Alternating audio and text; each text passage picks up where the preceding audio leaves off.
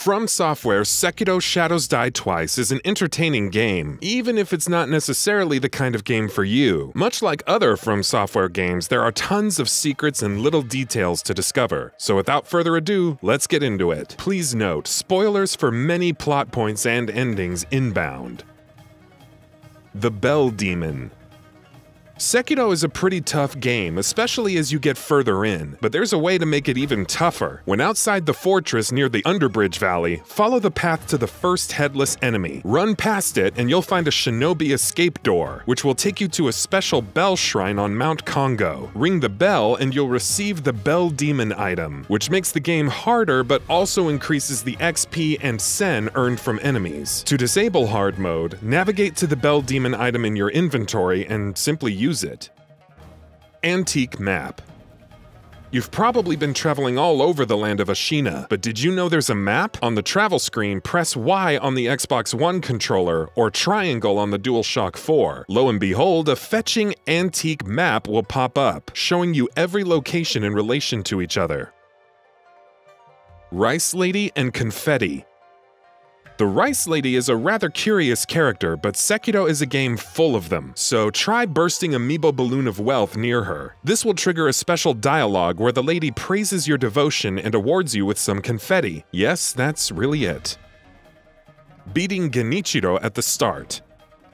Losing the initial battle with GENICHIRO kicks off many key events in the game. So what happens if you win? As it turns out, you still lose. Before Sekiro can execute GENICHIRO, he's distracted by a shuriken and gets his arm cut off anyway. GENICHIRO then spouts something about a shinobi knowing the difference between honor and victory, as if acknowledging that he's a big fat cheater. Surely this will end well for him.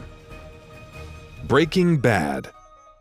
Perhaps this is more of a nifty translation than anything else, but when you find the fulminated mercury upgrade for the Shinobi prosthetic, its description says, "The Central Forces military might owes much to this tiny tweak of chemistry." Sound familiar? In the final episode of Breaking Bad's first season, Walter White causes a nice little explosion with fulminated mercury, something he calls a little tweak of chemistry. Coincidence? Swallowed by the Serpent.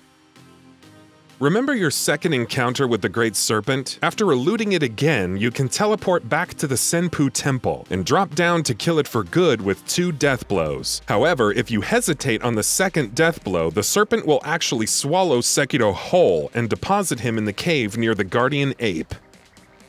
The KITE'S secret. Let's say you don't transport back to the Senpu Temple to kill the Great Serpent, but decide to use that kite near Mount Congo for something. At first, it seems like a kite that can just be raised up and does nothing. However, if you use the puppeteer ninjutsu on the enemy nearby, he'll run to the kite and hoist it up. Head through the temple all the way up to the giant tree on the cliff. You can now grapple onto the kite, and through a leap of faith and some grappling, you'll reach the Great Serpent. Kill it with a plunging death blow accordingly. Or don't, whatever works. Early GENICHIRO rematch.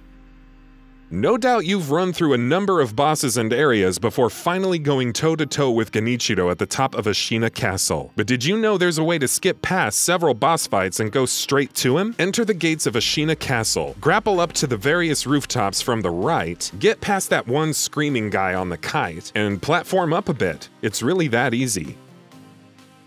Hidden Tooth.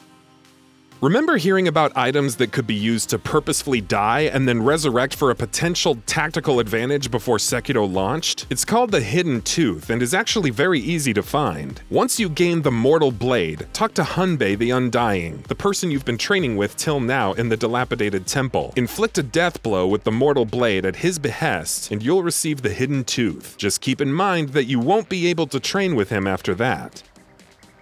Shinobi shortcuts.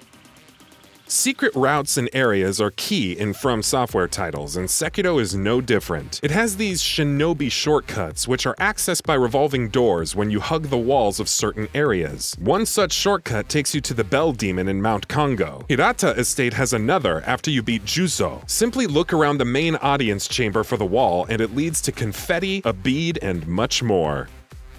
A bit of blunder.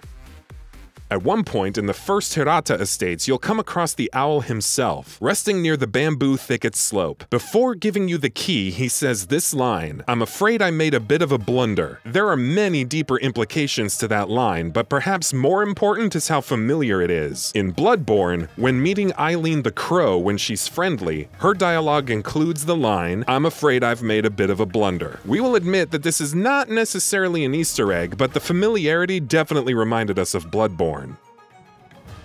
Dancing Dragon Mask. You'll probably find these different mask fragments and wonder what good they could do. As it turns out, a lot. The complete Dancing Dragon Mask allows for upgrading one's attack using skill points. That means you don't just have to rely on memories from bosses to augment your power. The first fragment is sold by the Dungeon Memorial mob at the abandoned dungeon entrance shrine near Ashina Castle. The second is provided by the Pot Noble near Hirata Estates for 7 carp scales. Another Pot Noble can be found near the Palace Ground Shrine and requires 12 carp scales. Bloodborne and Dark Souls 2 ending analogy.